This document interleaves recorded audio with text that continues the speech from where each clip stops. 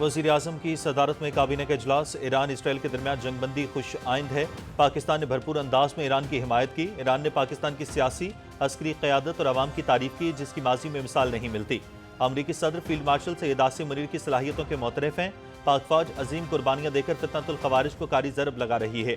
ہم دشمن کے خلاف جنگ جیتیں گے۔ وزیر اعظم محمد شہباز شریف کی وفاقی کابینہ اجلاس میں گفتگو۔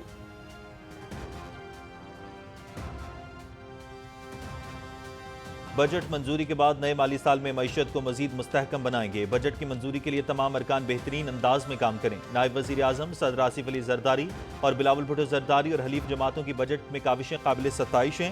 وزیر خزانہ اور پوری ٹیم کا شکریہ ادا کرتے ہیں۔ محرم الحرام کے ایام میں سیکیورٹی کے مؤثر اور فول پروف انتظامات کیے جائیں۔ مجالس اور جلوسوں میں امن اور بھائی چارے کا مظاہرہ کیا جائے۔ وزیر اعظم محمد شہباز شریف۔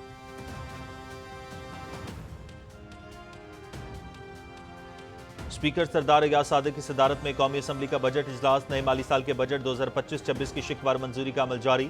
اپوزیشن کی جانب سے اب تک پیش ہونے والے تمام ترامیم مسترد۔ وزیر اعظم محمد شہباز شریف کے ایوان میں آمد، اراکین نے ڈیسک بجا کر وزیر اعظم کا استقبال کیا۔ وزیر اعظم خود اپوزیشن بینچوں کی جانب گئے۔ اپوزیشن ارکان بیرسٹر گوہر اور اسد کیسر سے مصافحہ کیا۔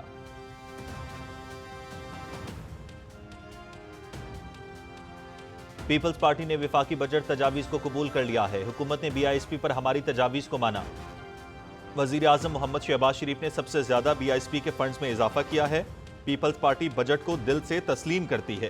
Chairman Peoples Party Bilawal Bhutto Zardari کا قومی اسمبلی میں اظہار خیال۔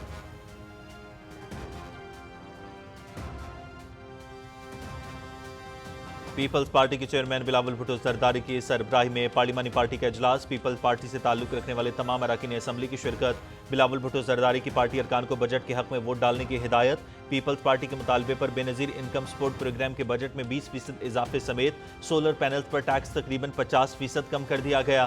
وفاقی بجٹ میں تنخواہوں میں 10% اور پینشنرز کے لیے 7% اضافہ کیا گیا ہے۔ بلاول بھٹو زرداری۔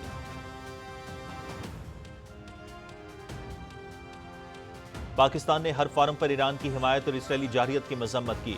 ایران کی پارلیمنٹ اور عوام نے پاکستان کے کردار کو سراہا ہے۔ ایران اور اسرائیل کے مابین جنگ بندی سے پورا خطہ بڑی تباہی سے بچ گیا۔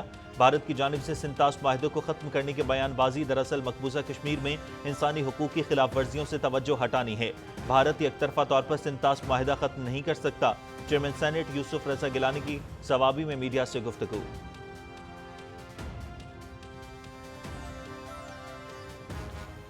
ایرانی قوم کو فتح پر مبارکباد پیش کرتا ہوں۔ اسرائیل کو اس جنگ میں کوئی کامیابی نہیں ہوئی۔ دوبارہ جارحیت ہوئی تو بھرپور جواب دیا جائے گا۔ امریکی صدر کے ایران کو مکمل ہتھیار ڈالنے کا مطالبہ بے معنی ہے۔ آئندہ بھی ایران کے خلاف جارحیت کرنے والوں سے سختی سے نمٹا جائے گا۔ ایران کبھی کسی دشمن کے سامنے ہتھیار نہیں ڈالے گا۔ ایران کے سپریم لیڈر آیت اللہ خامنئی کا قوم سے خطاب۔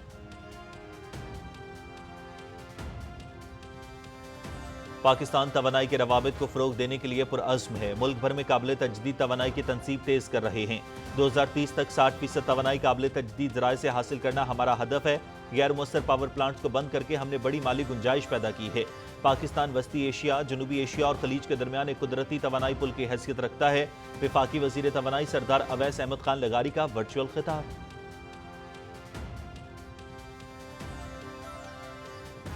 بھارت شنگھائی تعاون تنظیم کے اجلاس میں سفارتی طور پر تنہائی کا شکار۔ اجلاس میں پاکستان کی بڑی کامیابی، بھارت کو سبکی کا سامنا۔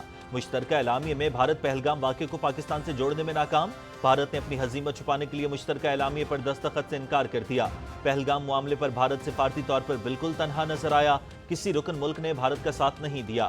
ذرائع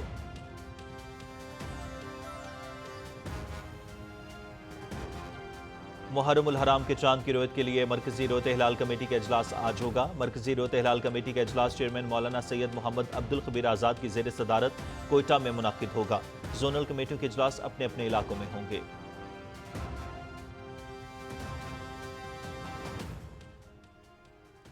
غزہ کے مختلف علاقوں میں اسرائیلی فورسز کے تازہ حملے، 20 فلسطینی شہید، متعدد زخمی۔ غزہ شہر میں بے گھر فلسطینیوں پر بمباری میں 9 جبکہ امداد کے منتظر لوگوں پر فائرنگ سے 3 فلسطینی شہید۔ 24 گھنٹے کے دوران شہید فلسطینیوں کی تعداد 90 ہو گئی۔ مقبوضہ مغربی کنارے کے شہر رام اللہ میں صہیونی آبادکاروں کے حملوں میں 3 فلسطینی شہید، کئی زخمی۔ مغربی کنارے کے مختلف علاقوں میں قابض فوج کی چھاپہ مار کارروائیاں، 20 فلسطینی گرفتار۔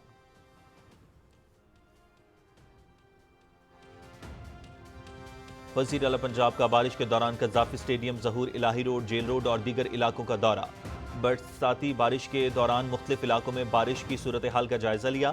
مریم نواز شریف کا بارش کے پانی کی بروقت نکاسی پر اظہار اطمینان۔